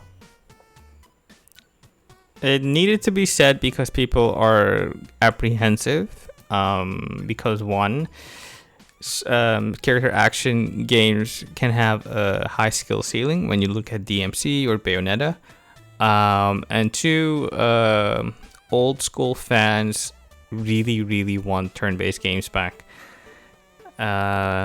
It's a hill they are willing to die on, and I guess this is kind of Yoshida saying, okay, I don't really have anything, but I'll build a bridge between you two, so maybe you'll enjoy it like the rest of us. Next up, Final Fantasy VII Remake Intergrade PS5 port announced during State of Play. This is by Jenny Lada for Silicon Era. During the February 2021 State of Play, a Final Fantasy VII Remake Intergrade PS5 version appeared. It includes various upgrades and a chance to see a new adventure starring Yuffie and original characters from Wutai. These were the final announcements during the presentation. You will have to pay more for Yuffie's story and have a PS5 version to play it. However, PS4 owners will get a free upgrade to the PS5 port. Yuffie's segment will cast her as a playable character. She'll have her own episode, which will have her work alongside new characters sewn on and fight different bosses. Here's the video specifically looking at her adventure. It also briefly introduces her allies. And here's the PS4 to 5 Final Fantasy VII Remake comparison. It shows how the game looks on the next-gen consoles and goes over new features. It also confirms that people's save data will carry over. It features improved fog, lighting, textures, and better load times. You will also have graphical options. There will also be a photo mode to play around with too. Nomura said that the photo mode will be kind of static, so more like snapshots, and you can't pose your characters as you would in Kingdom Hearts. Or in Final Fantasy XIV. I guess. And as for Intergrade being PS5 exclusive or PC exclusive, asterisk, it's not coming to PS4 because apparently it's made from the ground up for PS5 to make use of all of its abilities, which is great from a design perspective, I guess, but it's disappointing for all of us, me included, who can't find a PS5 in the wild. So I guess I'm happy for the PS5 owners, but this is disappointing, very disappointing. I guess I'll play this next year. I'll play it in 2 years, even though I'm sure you know how I feel about Final Fantasy VII Remake, but yeah. Yuffie is going to make all of the wrongs right for you. I don't know about that. Well, Yuffie is kind of a ninja in terms of class for Final Fantasy, so her air combat might be better. And that other dude was a new character, right? Yeah, he might be kind of... Well, if I'm looking at him wielding a staff, I think he is a monk character, and he might kind of lead into Sid being the Dragoon that's what people character. are thinking. Yeah, but I have no basis for that speculation. No, but a lot of people have the same speculation. It's just a visual comparison. But yeah. And there's also the return of next up, Big Hair Man. It is not Weiss. Nomura said it is someone else, but Weiss does factor into the game somewhere. But it's literally the same design, isn't it? Don't argue with Nomura, man. You know better than that. But he's gonna be like, when I said it's not Weiss, I meant it's not the version of Weiss you were thinking of, because it's from the other reality of this and this and that, or it's not a new version of Weiss, it's the original version, and Genesis took his body to this world, or some weird, I don't know. Just let Gact appear again. I mean, Nomura has more multiverse theories than Grant Morrison does, and that I don't know if that's supposed to scare me or impress me. Okay, next up is Final Fantasy VII Remake Intergrade Digital Deluxe Edition, also revealed. This is also by Jenny Latta for Silicon Era. Immediately after the Final Fantasy VII Remake PS5 version appeared, the PlayStation Store pre-orders opened. People will have two options to choose from. One is the $70 standard copy. In addition, there's also a $90 FF7 Remake Intergrade Digital Deluxe Edition. Say that 5 times fast. Both versions of the game have a few things in common. In each case, you get the original adventure. Yuffie's original episode is also included, and people get a Cactor too, regardless of edition. I think they mean a Cactor. No, Cactar. I think it's like a shuriken. Like that looks like a cactar. Oh, okay. At least that's what I'm assuming. Okay. That I might be wrong. We'll see. The Final Fantasy VII Remake Intergrade Digital Deluxe Edition bonus items appear outside the game. People get ways to appreciate the game's art and designs via bonuses. There's a digital art book and digital mini soundtrack. As a reminder, the original Final Fantasy VII Remake also offered a digital art book and digital mini soundtrack. However, the PS Store page didn't mention if these will be the same items from that original release. You can click on the article for full details. Let's see.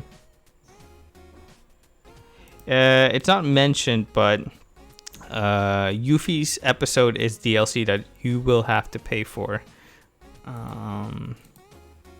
So yeah, take that into consideration. Next up, Final Fantasy VII The First Soldier is a mobile battle royale game. This is by Kazuma Hashimoto for Silicon Era. Square Enix announced Final Fantasy VII The First Soldier, which is set to be a battle royale game for Android and iOS devices sometime in 2021. The game is set before the events of Final Fantasy VII, with players assuming the role of a potential candidate for the Soldier program. A short trailer was released through the official Final Fantasy VII Twitter account, which provided a quick look at gameplay. You can click on the article for full details. I mean, it could be fun. It's a mobile game. I don't know. I would love to play it, but it looks like it's way too good for my phone. Probably. Should it come out, I'll give it a go. Next up is Final Fantasy VII Ever Crisis is a mobile game. This is also by Jenny Latta for Silicon Era. And I have like additional information for that. So give me a second. Right. We finally know what Final Fantasy VII Ever Crisis is. Following the February 2021 State of Play that revealed Final Fantasy VII Remake Intergrade, Square Enix announced the mobile game on Twitter. Android and Apple iOS device owners will be able to go through all of the original game's storyline and compilation titles in this new adventure. It will launch in 2022. Square only offered an initial glimpse at Final Fantasy VII Ever Crisis. This will be a single-player episodic game. It will cover the original game's events and additional entries. The first trailer focuses on the beginning of the main game, and we see Cloud go through the first Mako reactor bombing with Barret and Avalanche, and hang out in Tifa's bar. Click on the article for full details. In a Famitsu interview that released pretty near this, Nomura said that this is kind of meant for people who were clamoring for the traditional turn-based combat. So be careful what you wish for. The monkey's paw will curl up and give you exactly what you want, just not in the way you were expecting it. If Final Fantasy 15 Pocket Edition is any indication, this will eventually make its way to Switch. Yeah, that's what I'm hoping. I'm thinking. Wait, was Pocket Edition turn-based? No, Pocket Edition was kind of drag and tap based. But I'm saying in terms of release, not in terms of gameplay. This is a good way to experience the whole story, because Final Fantasy Remake is a fresh start and also isn't a fresh start in the series. Very weird. For those who know, they know. If you don't know, I'm sorry about all of the extra info you're gonna have to consume. If you don't know, now you know. But this is a great way to experience everything. But if it sticks to mobile only, it will be super disappointing, because this would really fit well on Switch. Here's still hoping. And finally, in the news rundown, before we head to main topic, Final Fantasy Remake Part 2 to be directed by Part 1 co-director Naoki Hamaguchi. This is by Sal Romano for Gamatsu. Real quick, Audrey, aka Aitaki. Yeah, that was the original source I had before this article. Kimochi. Yeah, she is a Twitter user I follow, and she is a business owner in Japan, and she translates stuff for fun, and she does a lot of good translations for Famitsu articles and other Japanese gaming things. So yeah. Back to the main topic at hand. Final Fantasy VII Remake Part 2 to be directed by Part 1 co-director Naoki Hamaguchi. Final Fantasy VII Remake Part 1 co-director will be the sole director for the next part of Final Fantasy VII Remake, co-director Tatsuya Nomura told Famitsu in a newly published interview. To quote, "Today we announced 3 Final Fantasy VII titles, but as I mentioned earlier, I'm personally working on more projects now than ever before," Nomura said. Since we were able to solidify the base gameplay in the first part of Final Fantasy VII Remake and are able to see what we need to improve upon in the future, Naoki Hamaguchi, co-director on Final Fantasy VII Remake, will be entrusted as the director on the next part, while I'll be involved as a creative director on all things Final Fantasy VII, including the remake and mobile titles. My basic involvement in the work won't significantly change, so please give me your continued support. Excuse me. It might mean big things. It might not. Kingdom Hearts 4. Because, what's his name? Hamaguchi was present for the first part, so a lot of what was there will also be present in the second game, whenever it comes out. And I assume the Yuffie DLC is also directed only by him, so that might be the test bed for his solo directorial efforts. Yeah. Now to the main topic, PlayStation and their Japanese support. First up is PS5 next generation VR. So yes. So I wasn't sure how to start this topic, because it's been kind of all over the place this week with all the PlayStation news. Yeah. So first, they announced they're working on next generation VR. It doesn't have a name yet, but they announced that they're working on it. And in that same time, they when that came out, there were some articles that were saying how in an interview Jim Ryan said that Sony Interactive has strong ties to Japanese licensees and will continue to strengthen going forward. And then there's... Okay, anyway, I'll let you go ahead with that story, actually, because I don't know what I'm saying at this point. Okay. First up is PS5 next generation VR system announced. This is by Sal Romano for Gamatsu. Sony Interactive Entertainment will release a next generation virtual reality system for PS5, the company announced. To quote, "Today I'm pleased to share that our next generation VR system will be coming to PS5, enabling the ultimate entertainment experience with more dramatic leaps in performance and interactivity," Sony Interactive Entertainment Senior Vice President of Platform Planning and Management Hideaki Nishino said in a PlayStation blog post. Players will feel an even greater sense of presence and become even more immersed in their game worlds once they put on the new headset.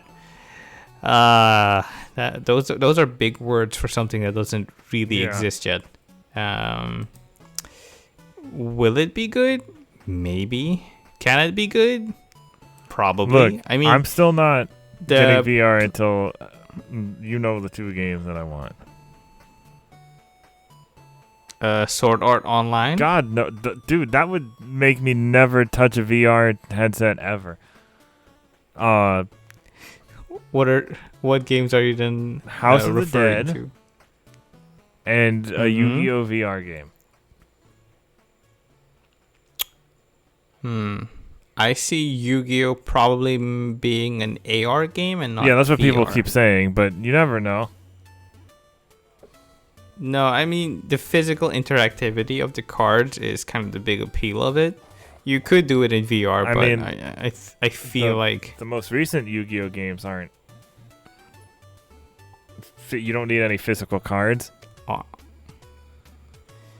No, but if we're talking about recreating the feel of the world and the experience, then I think AR is the way to go. I disagree. For Yu-Gi-Oh. That's fair. It might be something. It might not be. Yeah, we don't know. It was just they just kind of announced but it. But if the first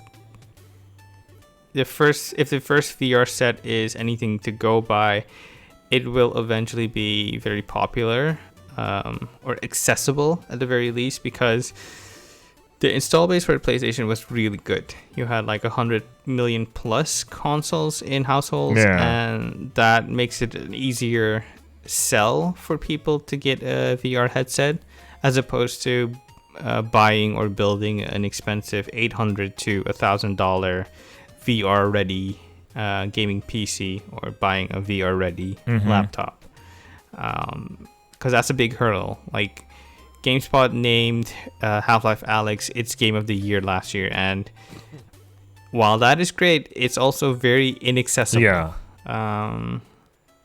And that's a bummer. So hopefully this pans out for them. Next up, we also have the quote that is now infamous. Sony Interactive Entertainment has strong ties to Japanese licensees and will continue to strengthen going forward. This is by Sal Romano for Gamatsu. Famitsu has published an interview with Sony Interactive Entertainment President and CEO Jim Ryan, who briefly discusses Sony Interactive Entertainment Japan Studio and Sony's strong ties with Japanese licensees. Here are the notable excerpts.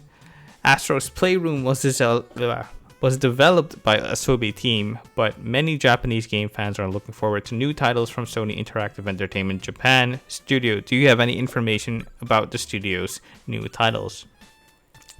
And Ryan says, nothing I am able to comment on at the moment. However, Asobi's team, Astro's Playroom, was truly outstanding. I'll have more to say about this at a later date. Sony Interactive Entertainment has other worldwide studios in various countries, but are you considering game development centered around these studios in the future? Okay, that's not really relevant to the whole Japan thing. He said in the quote, also Sony Interactive Entertainment has strong ties with Japanese licensees, so going forward we would like to continue to strengthen that cooperation and develop titles made in Japan for PlayStation fans around the world. And then we got today's news that they will be restructuring Sony Japan Studio. Initially, it was reported that they'd be closing it down. Oh, was that actually what was initially reported? I thought everybody was just misunderstanding the original source. No, wait. It was originally reported that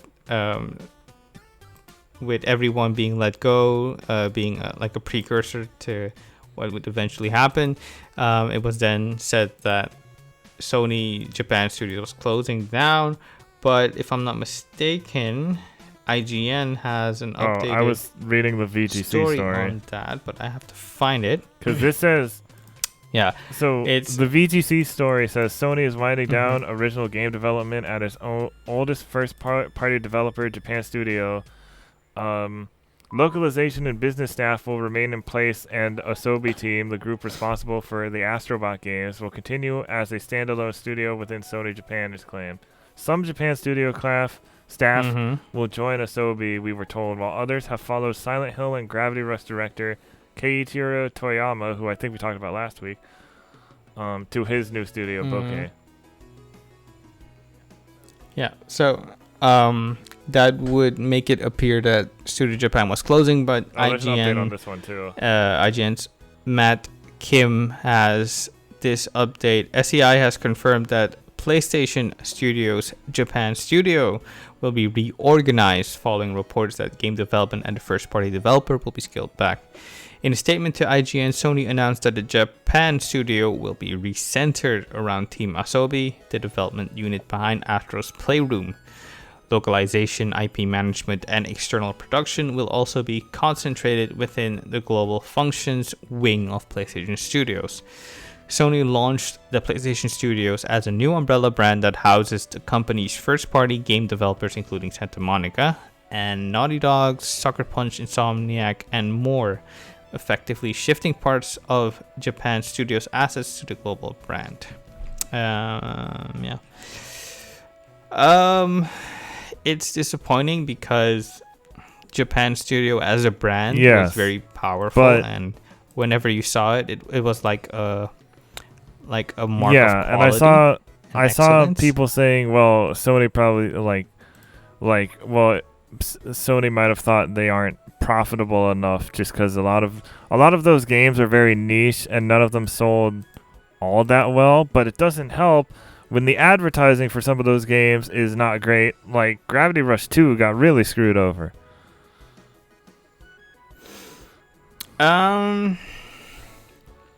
Yes and no. I'm in the loop for gaming content, so I was pretty aware of those games. Yeah. I think maybe the audience for the games made by Japan Studios aren't as big as people think they are. Or at least they're not as big as Sony would like them to be as well. Probably. It's more like a...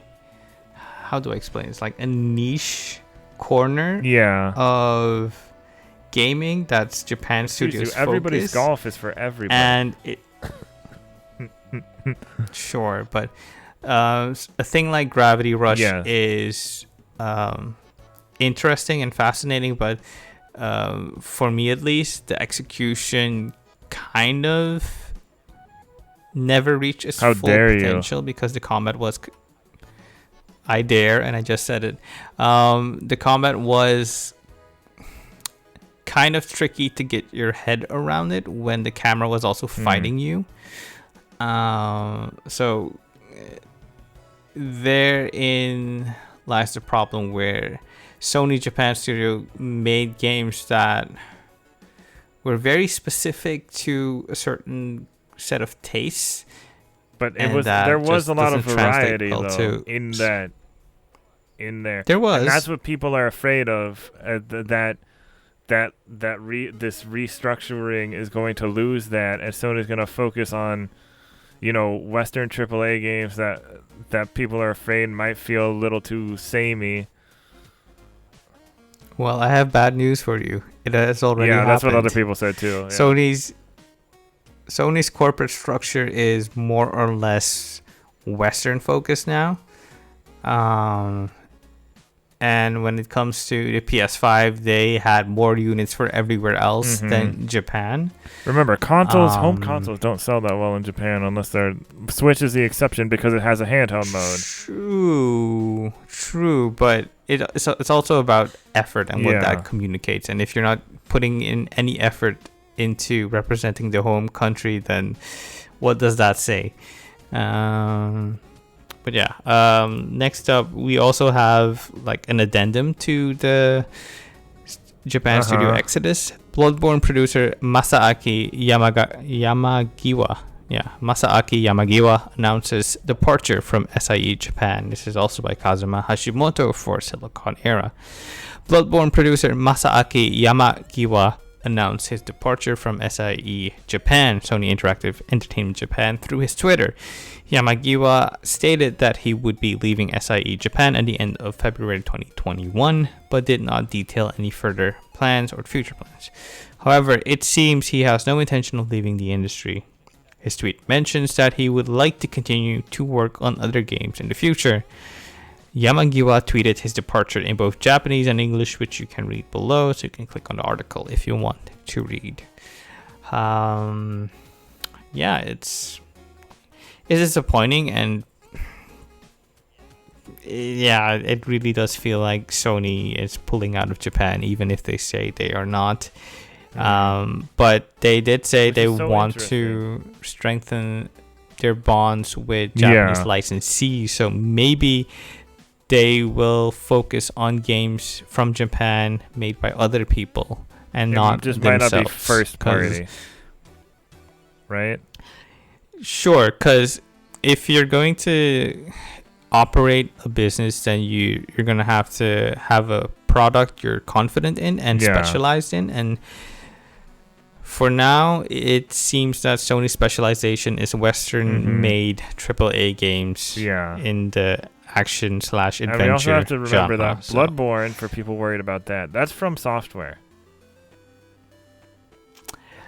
Yes and no. It's from Software and Studio Japan. That doesn't necessarily mean if there was a Bloodborne 2, that doesn't necessarily mean it would affect Bloodborne 2's development depending on how much they're involved. If there's a Bloodborne 2 in the works, I'm not gonna. It's a Sony property. Sony owns the rights to Bloodborne 2. Japan Studio closing down. They're not closing down. Does not look. Reorganizing then does not look favorable on Bloodborne's 2 chances. But Sony knows how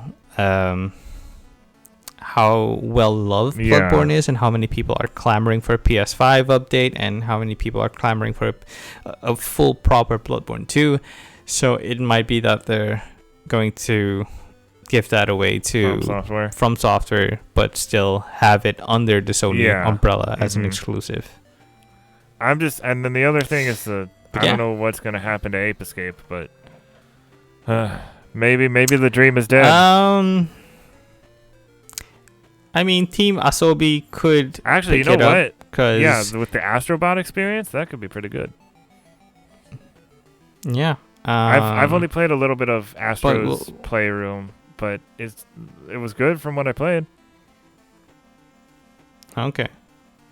So that was the big news. I remember. So, what was your initial reaction to this news? Because I saw you. I saw you tweet something earlier, and you're like, oh, this is a bad. I tweeted this is a mistake because.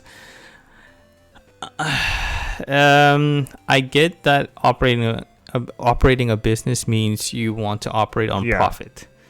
I get that. That's the reality of capitalism. There's no way around it. But it kind of feels insulting and upsetting to have a quality developer as Studio Japan Japan Studio kind of disintegrate, or Japan Studio disintegrate into like support staff for Team Asobi. Which nothing against Team Asobi, they're great, but like no, there's nothing against Team Asobi. It's just I feel for the team that was let go and reorganized, and maybe the writing was on the wall, because we had over the last few months we kept having news of these developers leaving and either moving to a different studio or starting their own studio or what have you. Well, for me, it wasn't necessarily writing us on the wall, because people leaving can be a normal thing, and it could also mean like a shift in studio culture, where in the past you had Rare doing a lot of platformers, and now they're experimenting more with their range. So it can mean so many things. It doesn't have to necessarily spell doom for a certain studio. But yeah, all the best to those affected. And wish you well. Play some. Here's some great. You want to list off some great Japan studio games that people can play? So we said Gravity Rush 2. Everybody's Golf. Last Guardian, Knack, Loco Roco, Shadow of Colossus remastered, Demon Souls? Oh, it must have co-developed, right?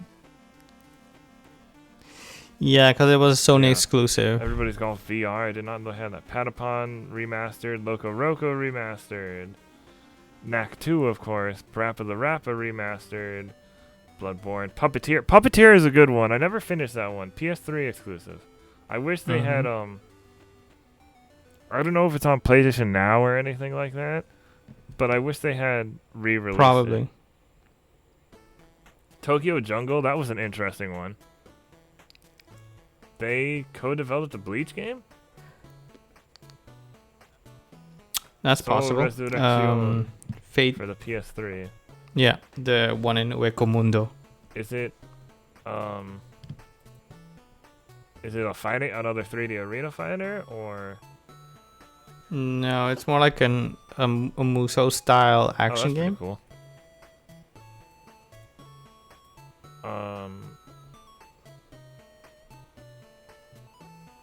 Yeah, so they did a lot of they did stuff more recently. They did more notable stuff, but Ape Escape, Rogue Galaxy Director's Cut. Oh, all right. I think that's the one we got. That's on PS2 on PS4.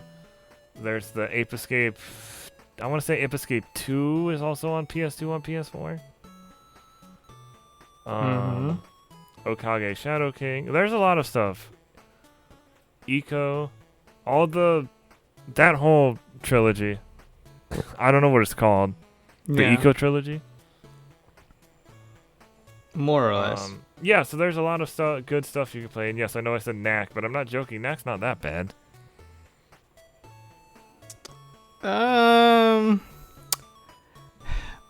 Try it out first before buying it. So, but yeah. So hopefully it's just PlayStation restructuring their Japanese support. And it's not like come on, they just announced the Final Fantasy remake thing at their State of Play. It's not like all their Japanese support is going away. But however, the competition with Xbox, I think, is about to get a little more interesting now. Just because Xbox has all these, with Game Pass and it has all these Japanese games, Japan-developed games coming to Game Pass. Code Vein, most of the Final Fantasy games, whatever else. I'm curious to see between PlayStation Plus and Game Pass and just Japanese support between the two competitors. You can say, well, what about Nintendo? And I'm like, well, Nintendo kind of does their own thing, and they're definitely beating PlayStation at Japanese support right now. Japan-developed game support. Yeah. So yeah, I just think, as unfortunate as it is, I do think it is going to be interesting to see how the landscape changes. Because it's all. It probably won't change all that much. But any changes, to be honest, is interesting. Yeah. Especially at this point when we're like, still in that process of switching gens. Mm-hmm. So it'll be interesting to look back at the beginning, like in a couple of years, look back at the beginning of this gen. Yeah. Well, we'll see it soon enough how this packs out. All right, I think we went a little over time. Sorry for the technical difficulties. No idea. Tom Nook, he steals your money and your internet speed. Apparently. This was Erroll. This was Jason. Thank you for joining us.